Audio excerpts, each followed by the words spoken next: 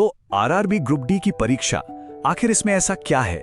चलिए सीधे 5 दिसंबर के पेपर को देखते हैं, क्योंकि इसमें कुछ ऐसे सवाल मिले हैं जो आने वाली परीक्षाओं का पूरा पैटर्न बता सकते हैं। इन सवालों को डिकोड करते हैं और समझते हैं कि तैयारी के लिए सबसे जरूरी क्या है।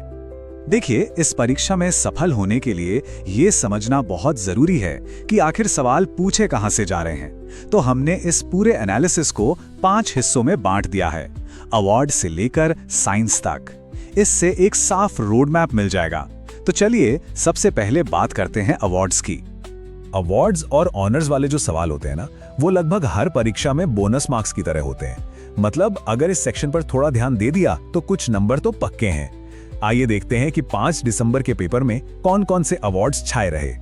तो सबसे पहले था प्रिट्जकर प्राइज, जिसे आर्किटेक्चर का नोबेल भी कहते हैं। इस साल ये मिला चीन के ल्यू जियाकुन को। पर मजे की बात यह है कि इस सवाल से एक और सवाल जुड़ा है कि पहले भारतीय विजेता कौन थे।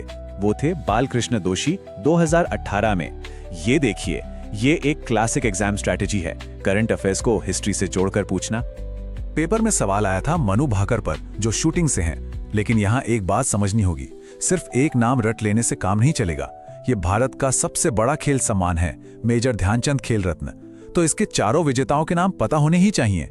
सवाल किसी पर भी बन सकता है, इसलिए तैयारी पूरी होनी चाहिए।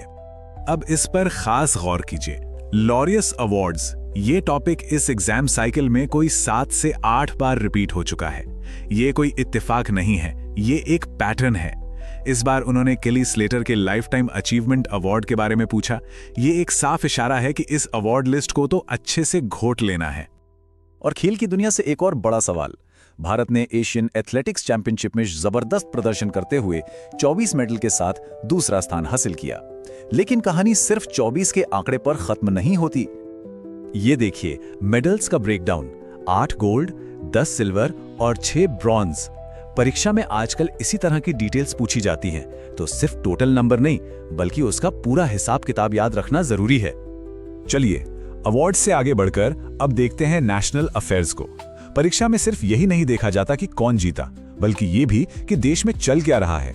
ये वो सुर्खियां हैं जो देश को बना रही हैं, और एग्जामिनर ये देखना चाहते हैं कि इन पर नजर है या नहीं। टेक्नोलॉजी की बात करें तो भारत ने IITM पुणे के बनाए भारत फोरकास्टिंग सिस्टम से एक बहुत बड़ी छलांग लगाई है। ये कोई आम वेदर ऐप नहीं है भाई, ये एक हाई रेजोल्यूशन मॉडल है जो हमारी खेती से लेकर डिजास्टर मैनेजमेंट तक सब पर असर डालेगा। और इसीलिए ये एक बहुत ही महत्वपूर्ण राष्ट्रीय विकास है। गवर्नेंस में इलेक्शन कमीशन ने ECI नेट लॉन्च किया है। इसे ऐसे समझें कि चुनाव से जुड़ी हर डिजिटल सर्विस के लिए ये एक ही जगह है, एक वन स्टॉप शॉप। ये सब कुछ एफिशिएंसी के लिए है, और एफिशिएंसी एक ऐसा कीवर्ड है जो इन परीक्षाओं में अक्सर हॉट टॉपिक रहता है। और पर्यावरण के मोर्चे पर एक बहुत बड़ा माइलस्टोन, ओडिशा का सिमलीपाल टाइगर रिजर्व अब भारत का 107वां नेशनल पार्क है। ये संरक्षण के लिए एक बड़ी जीत तो है ही, साथ ही नेशनल पार्क और वाइल्ड लाइफ सेंचुरीज पर सवाल हमेशा से ही इन एग्जाम्स के फेवरेट रहे हैं। ठीक है, तो अब गियर बदलते हैं और साइंस की तरफ चलते हैं, जहां कॉन्सेप्ट और कैलकुलेशन का खेल है। शुरुआत करेंगे फिजिक्स से। देखते हैं कुछ न्यूमेरिकल्स और कॉन्सेप्चुअल सवाल जो ये दिखाते हैं कि अगर बेसिक्स क्लियर हैं तो ये कितने आसान हो सकते हैं। वर्क डन का सवाल, अरे ये तो बिल्कुल सीधा साधा फॉर्मूला बेस्ड सवाल था।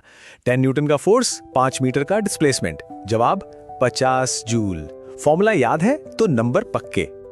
एक और फॉर्मूला बेस्ड सवाल, मास नंबर क्या होता है? बस प्रोटॉन और न्यूट्रॉन को जोड़ दो। यहाँ 11 और 12 को जोड़ा तो मिला 23। इससे आसान और क्या होगा? यहाँ पे न्यूटन के तीसरे नियम का रट्टा नहीं, बल्कि उसका एप्लीकेशन टेस्ट किया गया। देखिए, गिरता हुआ फल ग्रेविटी और इनर्शिया की वजह से नीचे आता है। उसमें एक्शन रिएक्शन नहीं है। एक्शन रिएक्शन तो रॉकेट लॉन्च या हमारे चलने में होता है। ये एक परफेक्ट उदाहरण है कि कॉन्सेप्ट को समझना क्यों जरूरी है। चलिए फिजिक्स से आगे बढ़कर अब बायोलॉजी और केमिस्ट्री की दुनिया में गोता लगाते हैं। ये सब्जेक्ट्स जीवन और पदार्थ से जुड़े हैं, और परीक्षा में इनके कुछ बहुत ही फंडामेंटल कॉन्सेप्ट्स को परखा गया है। केमिस्ट्री की बेसिक किताबों में वापस चलते हैं। सवाल आया जे थॉमसन के प्लम पुडिंग मॉडल पर। इसको ऐसे सोचिए जैसे एक तरबूज है। पूरा तरबूज पॉजिटिव चार्ज है और उसके अंदर जो बीज धसे हुए हैं वो हैं नेगेटिवली चार्ज्ड इलेक्ट्रॉन्स। है ना सिंपल? गोल्जी एपरेटस वाले सवाल में ये जानना जरूरी था कि वो क्या क्या करता है जैसे पैकेजिंग और ट्रांसपोर्ट। पर उससे भी जरूरी था ये जानना कि वो क्या नहीं करता, जो कि है ब्रेकडाउन या लाइसिस। कई बार सही जवाब ये जानने में ही छुपा होता है कि कौन सा ऑप्शन गलत है। कभी सोचा है कि चिप्स के पैकेट में इतनी हवा क्यों भरी होती है? वो हवा असल में नाइट्रोजन गैस है। ये ऑक्सीजन को हटा देती है ताकि चिप्स में जो फैट और ऑयल है उसका ऑक्सीडेशन ना हो और वो सीले नहीं। ये है रोजमर्रा की जिंदगी का साइंस। इस सवाल में पीएच स्केल की समझ को टेस्ट किया गया। एक सिंपल सा नियम है, बस वो याद रखना है। केवल बेसिक सॉल्यूशन यानी जिनका पीएच 7 से ज्यादा हो ही लाल लिटमस को नीला करते हैं। तो हमने काफी कुछ देख लिया, लेकिन असली खजाना तो अब मिलेगा पैटर्न को पहचानने में। कौन सी टॉपिक हैं जो बार बार पूछे जा रहे हैं? ये आखिरी सेक्शन सब कुछ एक साथ समेटता है और दिखाता है कि स्मार्ट स्टडी के लिए फोकस कहां करना है। तो ये रही वो लिस्ट, ये वो टॉपिक्स हैं जिन पे खास ध्यान देना है। लॉरियस अवार्ड्स, वर्क डन का न्यूमेरिकल, फर्टिलाइजेशन जैसी बायोलॉजी की बेसिक बातें, ये सब बार बार आ रहे हैं। इसे एक तरह से अपनी तैयारी की चेकलिस्ट ही समझिए। तो इस पूरे विश्लेषण से एक तरह से कोड तो क्रैक हो ही गया है। बार बार आने वाले टॉपिक्स और जरूरी कॉन्सेप्ट्स सब सामने हैं। अब सवाल ये उठता है कि इस जानकारी का इस्तेमाल तैयारी को बेहतर बनाने के लिए कैसे किया जाए, क्योंकि याद रखिए, सिर्फ कड़ी मेहनत से नहीं बल्कि स्मार्ट पढ़ाई से ही आरआरबी ग्रुप डी परीक्षा में सफलता मिलती है। नमस्कार। आज हम एक बड़े ही मजेदार सवाल को समझने की कोशिश करेंगे कि भाई आज के दौर में कामयाब होने के लिए आखिर किस तरह का ज्ञान सबसे जरूरी माना जाता है, और इसका जवाब हम एक बहुत ही अनपेक्षित जगह से निकालने वाले हैं। ये एक बड़ा सवाल है ना? और जैसा मैंने कहा, इसका जवाब एक ऐसी जगह पर है जहां शायद किसी का ध्यान भी नहीं गया होगा। जी हाँ, हम भारतीय रेलवे के एक बड़े एग्जाम का विश्लेषण कर रहे हैं। लेकिन रुकिए, हम यहाँ किसी एग्जाम की तैयारी नहीं कर रहे, बल्कि हम इसे एक डेटा सेट की तरह देख रहे हैं जो हमें ये बताता है कि आज के जमाने का जरूरी ज्ञान असल में है क्या। तो चलिए इस डेटा सेट के पहले हिस्से में गोता लगाते हैं। ये हमें साफ साफ बताता है कि आज के नागरिक के लिए ये समझना कितना जरूरी है कि दुनिया में देश की जगह क्या है और देश दुनिया में चल क्या रहा है। जब हम इस एग्जाम के सवालों को देखते हैं ना, तो एक बात बिल्कुल साफ हो जाती है। इंटरनेशनल रैंकिंग्स पर बहुत जोर है। मतलब ये जानना बहुत जरूरी है कि भारत दुनिया के बाकी देशों के मुकाबले में कहाँ खड़ा है। जैसे जरा इस नंबर पर गौर कीजिए, 130वीं। ये 2025 के ह्यूमन डेवलपमेंट इंडेक्स में भारत की रैंक है। अब ये सिर्फ एक नंबर नहीं है, ये एक बहुत जरूरी जानकारी है। तो इसका मतलब क्या हुआ? मतलब ये कि 1993 देशों में भारत 130वें नंबर पर था, 0.685 के स्कोर के साथ। और अगर इसकी तुलना पहले नंबर पर मौजूद आइसलैंड से करें, जिसका स्कोर 0.972 था, तो ये फर्क हमें बताता है कि ग्लोबल लेवल पर हमारी स्थिति को समझना कितना अहम माना जाता है। और बात सिर्फ एक इंडेक्स की नहीं है। इस एग्जाम से ये पता चलता है कि ग्लोबल अवेयरनेस हर फील्ड में चाहिए, चाहे वो G20 जैसी बड़ी डिप्लोमेटिक मीटिंग हो, क्लाइमेट चेंज में भारत की परफॉर्मेंस हो, या फिर ऑस्ट्रेलियन ओपन जैसा कोई बड़ा स्पोर्ट्स इवेंट। ये सारी बातें मायने रखती हैं। यानी इसे ऐसे समझिए कि ये सिर्फ करंट अफेयर्स नहीं है, जैसा कि यहाँ लिखा है, ये तो एक वैश्विक रूप से जागरूक नागरिक के लिए एक पाठ्यक्रम है। मतलब ये एक जरूरी स्किल है, कोई ऑप्शनल नॉलेज नहीं। और ये देखिए, ये कितने बढ़िया तरीके से दिखाता है कि एग्जाम देश की जरूरी नीतियों और राजनीतिक टाइमलाइन पर भी नजर रखता है। बात सिर्फ बाहरी दुनिया की नहीं है, बल्कि देश के अंदर क्या हो रहा है उसे जानना भी उतना ही जरूरी है। तो हमने ये तो देख लिया कि दुनिया में क्या हो रहा है ये जानना कितना जरूरी है, लेकिन ये जानना अधूरा है अगर हम ये न समझें कि ये दुनिया चलती कैसे है। और यहीं पर आता है हमारा दूसरा विषय, विज्ञान, यानी हमारी दुनिया का ऑपरेटिंग सिस्टम। साइंस सेक्शन में सवाल बड़े दिलचस्प हैं। जैसे एग्जाम में फिजिक्स का एक सवाल आया था कि अपने पास बैठे किसी दोस्त से हमें ग्रेविटेशनल पुल यानी गुरुत्वाकर्षण का खिंचाव महसूस क्यों नहीं होता। ये एक ऐसा सवाल है जो शायद हम सब ने कभी न कभी सोचा होगा। और इसका जवाब बहुत ही सीधा सा है, लेकिन गहरा। एग्जाम मुश्किल फॉर्मूलों की जगह ऐसे ही बुनियादी सिद्धांतों को परखता है। दो लोगों के बीच गुरुत्वाकर्षण बल तो होता है, लेकिन धरती के विशाल बल के आगे वो कुछ भी नहीं है, बिल्कुल ना के बराबर। बिल्कुल इसी तरह जरा वर्क या कार्य के इस बेसिक फॉर्मूले को देखिए। ये फिजिक्स के उन बुनियादी कॉन्सेप्ट्स में से एक है जो समझाता है कि एनर्जी कैसे काम करती है, और एग्जाम इसे इसके सबसे सरल रूप में टेस्ट करता है। यहाँ साफ दिखता है कि एग्जाम कैसे उस फॉर्मूले को एक सीधी साधी कैलकुलेशन में इस्तेमाल करवाता है। इससे साइंस की किताबी बातें असल दुनिया से जुड़ जाती हैं। ये रटने के बारे में नहीं, बल्कि उसे लागू करने के बारे में है। और हाँ, साइंटिफिक नॉलेज सिर्फ फिजिक्स तक सीमित नहीं है। एग्जाम ये भी परखता है कि हम अपने पर्यावरण और बायोलॉजी को कितना समझते हैं, जो दिखाता है कि ज्ञान का दायरा कितना बड़ा है। अब जैसे इकोलॉजी का एक जरूरी टॉपिक है बायोमैग्निफिकेशन, यहाँ इसे कितने सरल तरीके से समझाया गया है। ये दिखाता है कि कैसे पर्यावरण में छोड़े गए छोटे छोटे जहरीले पदार्थ फूड चेन में ऊपर जाते जाते कितने खतरनाक हो जाते हैं। और अब जो चीज वाकई दिलचस्प है वो ये है कि एग्जाम में बेसिक केमिस्ट्री को भी परखा जाता है, जैसे ऑक्सीडेशन और रिडक्शन के बीच का फर्क, जो कि केमिकल रिएक्शंस की एकदम बुनियाद है। तो हमने दुनिया की खबरें देखी, साइंस के फंडे समझे, पर अब सबसे बड़ा सवाल, इन सब का मतलब क्या है? इन सबको जोड़कर वो कौन सी बड़ी तस्वीर बनती है? देखिए, ये बस कुछ रैंडम सवाल नहीं है, ये तो एक तरह से एक ब्लूप्रिंट है, एक ऐसे व्यक्ति का जो आज के जमाने में अच्छी तरह से इन्फॉर्म्ड है। ये उन चीजों का एक सेट है जिन्हें जानना जरूरी माना जाता है। तो कुल मिलाकर ये 4 पिलर्स हैं जो ये परीक्षा आज के ज्ञान का आधार मानती है। बात सिर्फ एग्जाम पास करने की नहीं है, बल्कि ये इस बात का खाका है कि एक प्रभावी और जागरूक नागरिक होने का क्या मतलब है।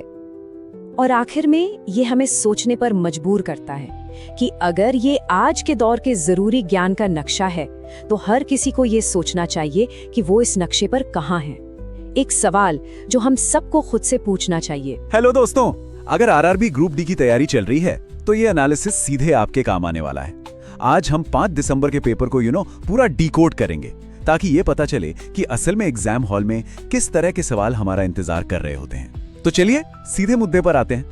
आज हम क्या क्या देखने वाले हैं। सबसे पहले तो पेपर के पैटर्न को समझेंगे, फिर साइंस, करंट अफेयर्स और मैथ्स के सवालों की गहराई में उतरेंगे, और हाँ, सबसे आखिर में इस सबसे अपनी तैयारी के लिए क्या सीखना है ये भी जानेंगे। तो चलिए शुरू करते हैं पहले सेक्शन से। देखते हैं कि कैंडिडेट्स के सामने असल में कौन-कौन से सवाल रखे गए थे। तो बड़ा सवाल यह है कि 5 दिसंबर को तीसरी शिफ्ट में आखिर पूछा क्या गया था। चलिए एक एक करके इन सवालों को खंगालते हैं और देखते हैं कि कोई पैटर्न नजर आता है या नहीं।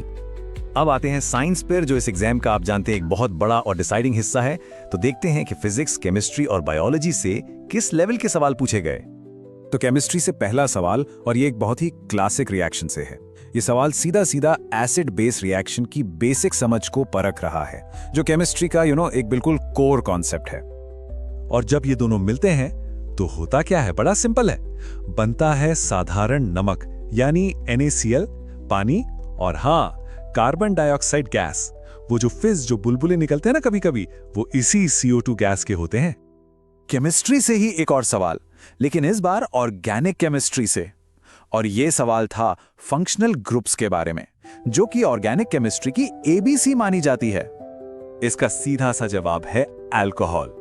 हमेशा ध्यान रखें, जहां OH ग्रुप दिखा मतलब वो अल्कोहल है, और यहां एक पैटर्न है। इस बार अल्कोहल पूछा, हो सकता है अगली बार एल्डिहाइड या कीटोन पूछ लें, तो इन फंक्शनल ग्रुप्स पर पकड़ मजबूत होनी चाहिए। चलिए अब फिजिक्स की तरफ बढ़ते हैं, और ये सवाल तो बिल्कुल हमारी रोजमर्रा की जिंदगी से जुड़ा हुआ है। थोड़ा सोचने वाला सवाल है। इसका जवाब है बुएंट फोर्स, यानी उत्प्लावन बल। ये वो फोर्स है जो पानी नीचे से ऊपर की तरफ लगाता है। अब बोतल तो खाली है, हल्की है, तो ये फोर्स उसके वजन से ज्यादा हो जाता है और बस बोतल तैरने लगती है। सिंपल। फिजिक्स से अगला सवाल एक न्यूमेरिकल है, बिल्कुल फॉर्मूला बेस्ड, इलेक्ट्रिसिटी के बेसिक्स को टेस्ट करने के लिए। और इसको सॉल्व करना तो बहुत ही आसान है अगर फॉर्मूला पता हो। फॉर्मूला है current equals to power upon voltage. तो बस वैल्यूज डालनी है।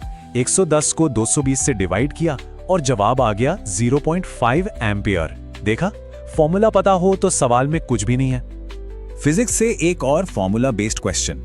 इस बार टॉपिक है ऑप्टिक्स, और सवाल था लेंस के सबसे फंडामेंटल फॉर्मूला के बारे में।